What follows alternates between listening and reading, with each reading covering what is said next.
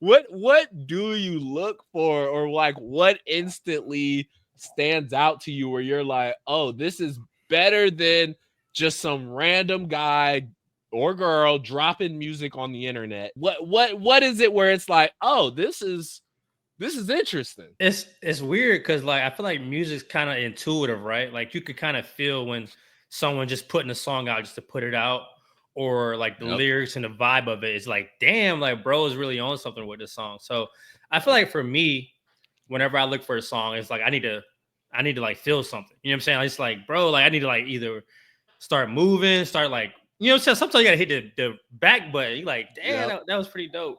Yep. Um, but I love finding like new artists, bro. Like that's always been my thing. Trying to find artists before they get to the mainstream. So that's one thing I put into consideration is like what kind of following does this artist have? Mm. Um, if I do add artists to a recommended playlist on my TikTok, it's rarely that it's over like 500,000. I usually aim for like less than 100,000 because I feel Why like is that? Is that just that's just been the luck so far, or like that's just what you've been learning so far? Of like that's the good range. yeah, I feel like that's a good range as far as like before an artist breaks. Mm, Some artists I find they have like 100, like 1,000 listens per month, or like 2,000. And I'm like, this mhm, person deserves a lot more exposure than this, just this. And I will go out of my way to record a video to recommend a song for that. It's mhm, because I'm like, this is better than what I'm hearing on Billboard charts. You know what I'm saying? Like this mm. song should be heard in like clubs or restaurants, lounges, and stuff like that. Just like how The Weeknd or Drake should be heard. Just because they have a small following doesn't mean their music's not good enough. You know. I want to go back to what you said about like you want to feel something. Mm-hmm. And I always tell people if I open up your song and I get an ounce of I feel like you're lying in your song, Yeah, bro. I'm out. I'm out. I'm immediately out because that's it. Like I want to hear your story. I want to hear Hmm. your perspective. I want to hear how you rap on the beat. Like, and I feel like there's so many people that think to get any ounce of credibility or people to look at your music, you gotta sound like this or you gotta Right. sound like that person. And it's like that's absolutely the complete opposite of what stands out to me most of the time. I think right now in the state of music, it's a lot less of that, right? I feel like Yeah. artists a few years ago, it was the Migos flow, then it was Yep. the Drake flow, then it was Yep. sounding like Playboy Cardi, it was sounding like Thug. And I feel like a lot of artists now are embracing who they are as an artist, Yep. and they may take from other artists to make their own sound. And I fully appreciate that, but don't just clone someone else's music just because you think it's going to go viral. But Yep.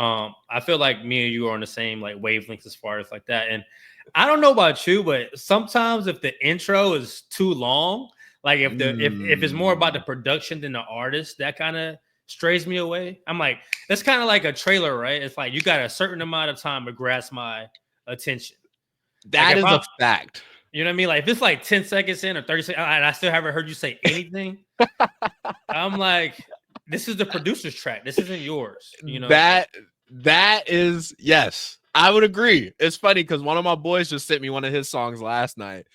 And I always feel bad when I tell somebody like one of the favorite parts of the song is the beginning because it's like you didn't even listen to it. You know what I mean? yeah, But I'm yeah, yeah, but I yeah, was yeah. literally texting him like, nah, the way you came on, that was Yeah. hard. Like Yeah. and That's the most important part, bro. yeah, That yeah. is, imagine you don't even see the cover art of the song. That's all you Yep. heard. Like, that Yep. is so important. It's like going to Blockbuster, seeing, you know what I mean? Like, oh, I'm gonna watch Yep. this. Like, you Yep. choose that box over this box because Yep. it presented something that this box didn't have. You know what I mean? So it's like Man. that, even like scrolling through streaming services, if you're looking for something to watch. Like, I may put on a movie just because the cover art looks pretty dope. I'm like, oh, this looks Yep. interesting. And then like if I read the bio, I'm like, you got me.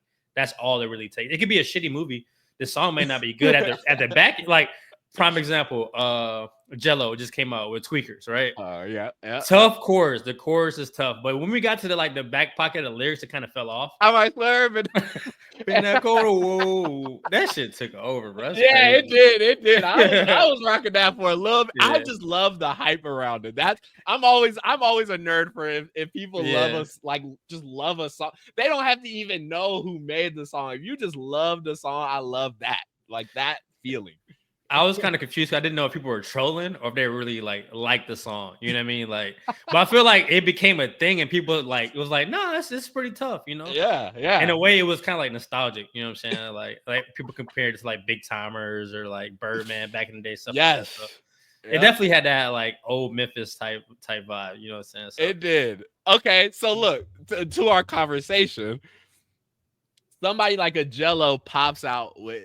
I mean, I don't know any other Jello song. I ain't gonna lie. Like that's the one. He said there's more in the way, so we'll see. we gonna wait and see. But like when you see somebody go that viral, and it's funny because I think about this for my own content too. Is like it's almost like virality almost kills the artistry. And I definitely always say that for my own content. Like I told you before we hopped on here, like I'm getting into coding and different things where like I know what I have is not the final product yet. Mm-hmm. And I don't know if like you feel that with some of the smaller artists you hear where you're like, this is really good, but like I know I see the potential in it. Mm-hmm. And like I don't know if you've thought about that as far as like it don't need to be viral, but it deserves more credit.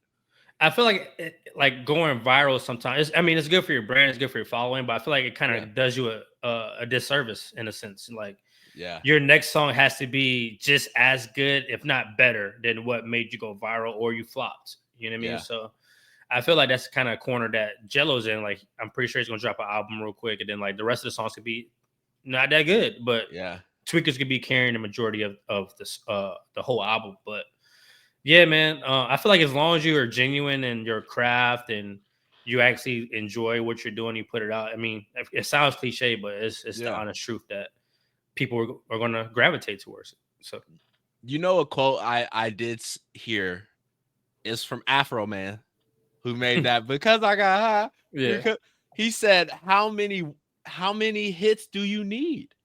Like he's technically rich off of one song, and I was like, "Yo, that's a crazy that's tough thought to have." Is like I got one hit, like bro. You go viral one time, you good. Like you gain so much traction, bro. So I'm not sure if you checked into the new Drake album yet. I did. Yep. Was it Pim? Did you see like she gained like so many followers off that one song, bro? Yeah. And it's probably not even her best body of work, but just because it went viral, she gains such a following off it. Like all you need is that one shot. Yeah. That's such a tough conversation because like put yourself in the position of like a music manager or you know what I mean, a music marketer, like, and your artist comes to you like, man, I've been dropping for years, you know what I mean, like when is my viral song gonna hit? And it's like it's really random, like especially when it comes to music. Who chooses it? Who chooses it, bro? Who's behind what goes that far or who's not? I want to know. I do not know. It's so crazy. It's crazy, bro. And it sucks because like sometimes, like you said, an artist could be out for 5 years, then they go viral. You go back to like their original music, it doesn't even sound the same. It's like they're just trying to find like a formula to get the audience attention, which is okay. You can change your craft, tweak stuff and stuff like that. But sometimes, like I'm pretty sure you've seen clips of like, let's say like Lil Uzi Vert when he first came out, he was rapping. Yeah, you know what I mean? Like it's crazy. I think Yachty had like a rapping song. It's like these artists were like rappers, and then they just like, yo, people don't really care. They want to feel something. They just want to, you know what I'm saying? Like, dang, it's so crazy, bro. It's so crazy. It really is crazy. Look, that thought, because that's definitely what Uzi did. Like he switched up his style. He was like, oh, people are actually. They like what they hearing. Like it's something that's clicking. And you know who else I always think about too is Baby Keem. Baby Keem, yeah. Baby Keem's out of short songs, beat changes. Like it felt like this was everything it was supposed to be when it came out. And that's why I'm like, the fact that he hasn't dropped anything since that album, like I feel like he's just in the lab with like test tubes, like nah, that ain't it. That ain't gonna work. Like, and you got to appreciate artists like Keem that yeah, don't want to just put something out because they like people want him to put something out. Like, yep, you know what I'm saying? Like that's true artistry. You know what I'm yep, saying? It's just like I really care about the product I'm putting out. I don't want to just put out, you know what I'm saying, my next album next year because I'm hot right now. yeah. Like I want to love what I'm doing, and that's what Keem like embodies. So I'm a huge Keem fan. Hopefully he drops this year. If not, we'll see. He's so tough, bro. It would just be because it's perfect timing because Kendrick is about to go on tour. Yep. So I feel like the fact that Kendrick is on tour now is your time. Drop before he comes back from whatever hiatus he about to be on. Yeah. You know, the whole Drake beef, that ain't gonna settle down no time soon. So like I feel like when he's on that tour, wherever he at, like go ahead, give us at least like 5-6 tracks. Yeah. Give me something to chew on for a little bit. And like, that kind of brings back to what we were just talking. Sometimes it's all about timing, man. It's like, yeah, you know what I'm saying? Maybe you drop whenever there's a void, like there's nothing going viral. And it's just like boom, like you just the hottest thing in the world for, you know what I'm saying, that 30 seconds. So if you, because I know you're working on your artistry right now. If you were to go viral like in the near future, would you stick to that style? Are you going to continue to experiment and, you know what I mean, do what kind of put you in that position? Because I've thought about that too. It's like if you go viral, it almost feels like it boxes you in. Yeah, a bro.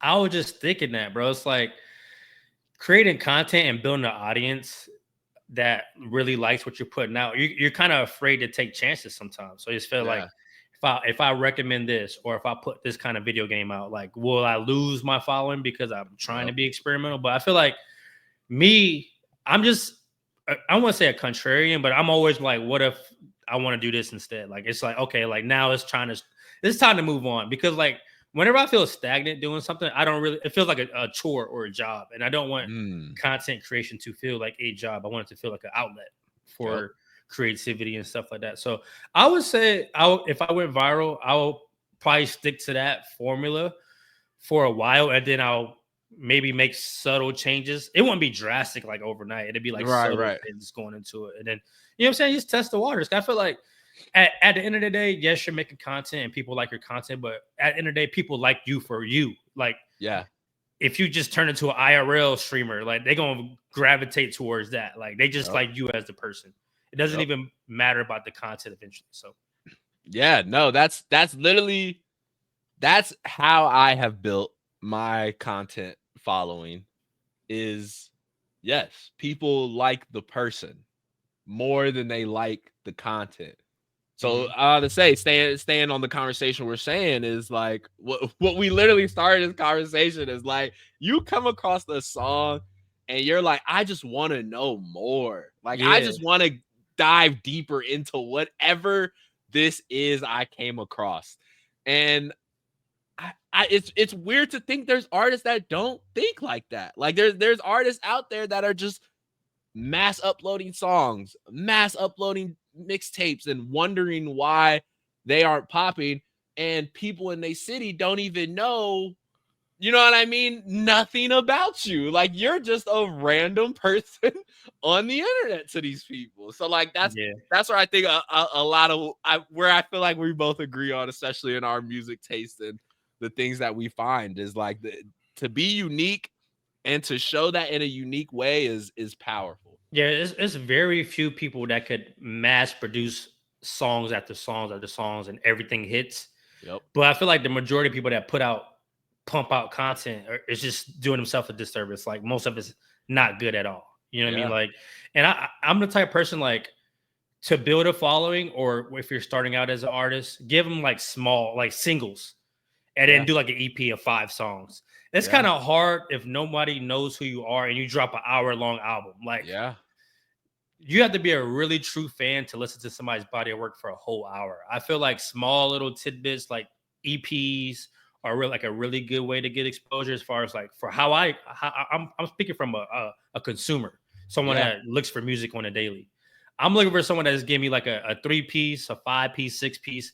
Because I could dedicate 30 minutes to listening to, you know what I'm saying, someone's body of work. But a whole hour, I'm gonna have to come back to it the next day. And then by that time I might have found something else to listen to. You know what I'm saying? So I feel like Yeah, just singles and EPs is a good way to build a following versus dropping a whole 10-piece or 12-piece set album. So I agree. Look, I'm gonna level it up.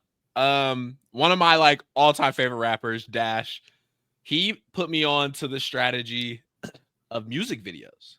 And it's funny because like I've always been, when I was like a little kid, BET, 106 in Park, like MTV, like if you had a music video to your song, I loved it immediately because I'm like, dang, you can consume it on your iPod, MP3 player, and then when I'm in the crib, I could just have it on the TV and feel like just you like we were talking about. I can feel what you're actually talking about.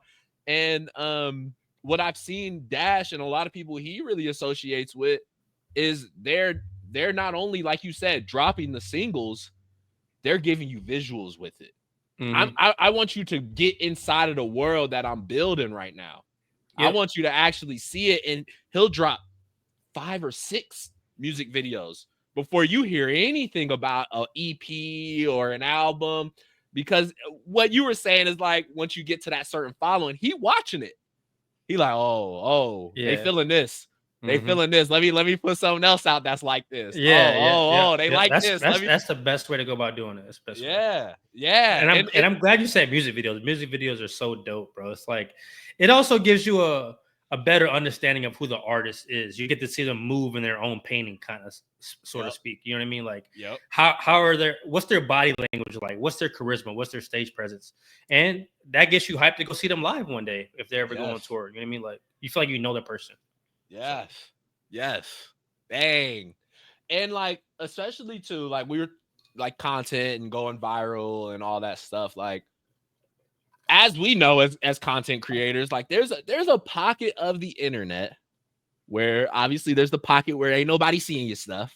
Then there's like that middle pocket where it's extremely targeted. I don't know what it hits you randomly. It hits your account randomly. You get that 1,000 views, 2,000 views where like, most people that came across this, it actually made sense to show up on their feed. And that's where I was like going into that like world building and like this song is supposed to match this outfit or this song's supposed to be in this environment, like matching those content aspects to the song. Like I feel like that goes so hard on something like a TikTok, Reels, all of that stuff.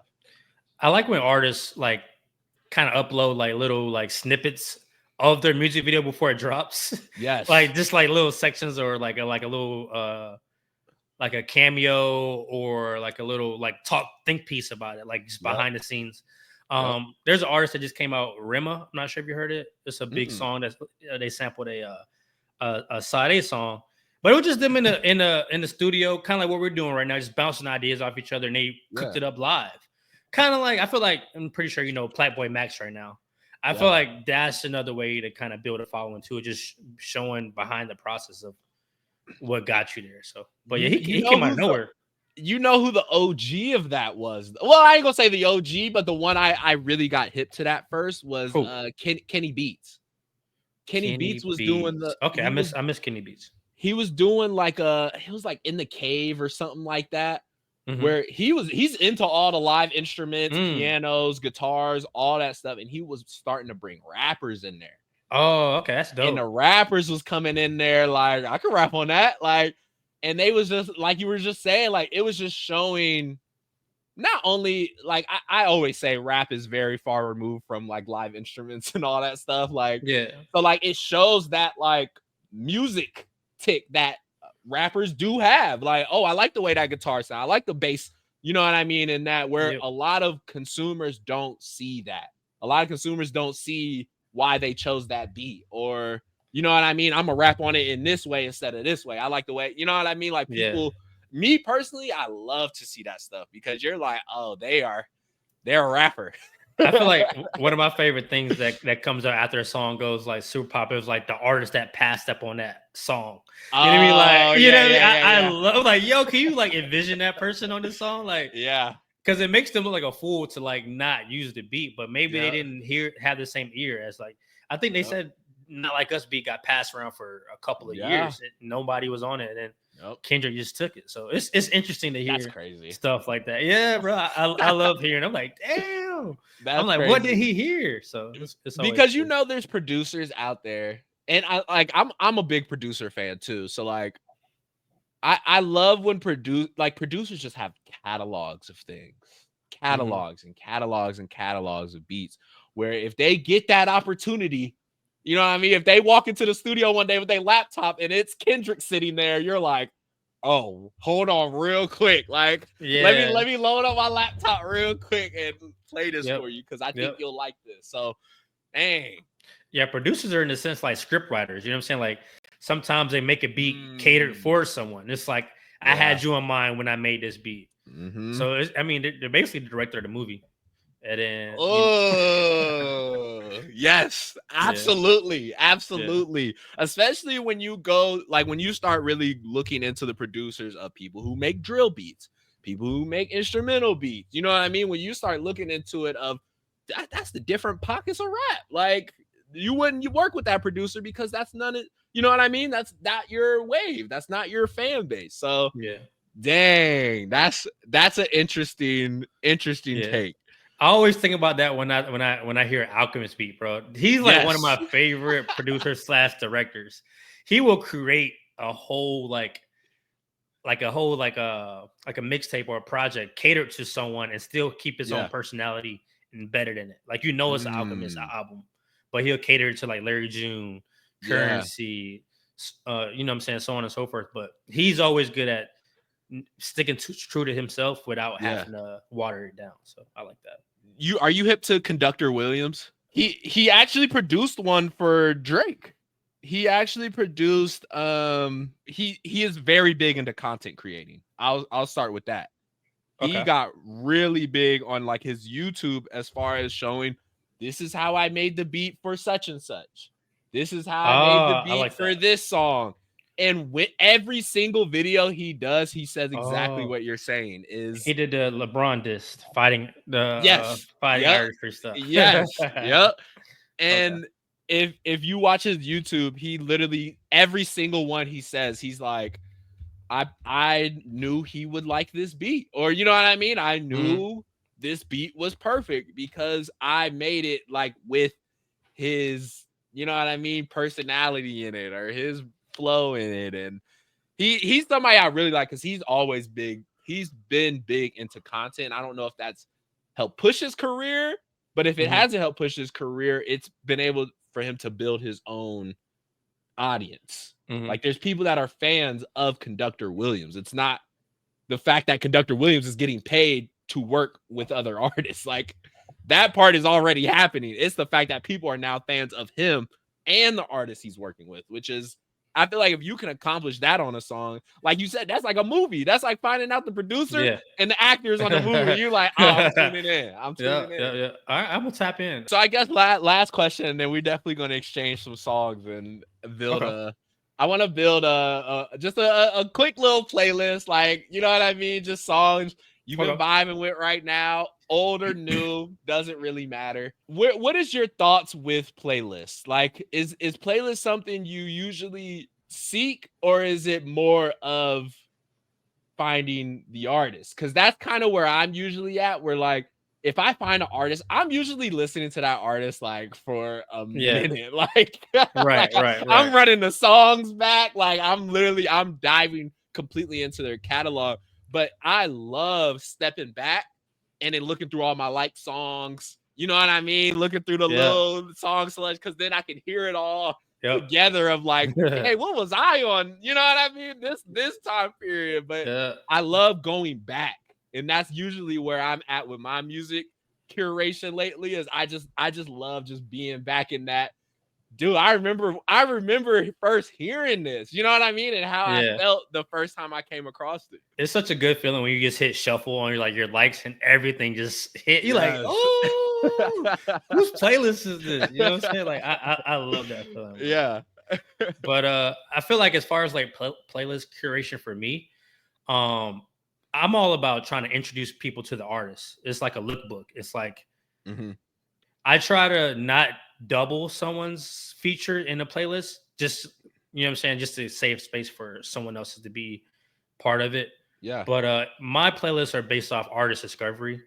Mm. Some are like late night vibes, some are just like chill indie artists and stuff like that. But Yep. mostly music discovery. Okay. Yeah. Well, we I feel like we're in the same to that because like Mhm. I feel like when playlists first got their momentum, or you know what I mean, when people started to seek out playlists, was like party mix and drink Yeah, mix yeah, and yeah, like all the playlists yeah, did numbers. Like yeah, I would yeah. even say from the nobody side, like we even thought about making one of those. I'm like, that's not 2025. Like Nah. people want to discover music, and I think that's where I think we have constantly tilted on and experimented with, where I'm like, I feel like that's where playlisting is, where Mhm. either you're discovering an artist, or on the other side, like we've done as well, you're featuring an artist. Like you were saying, this artist deserves way more plays and credit than they are getting because Mhm. this is good. And I think that fits that still that music discovery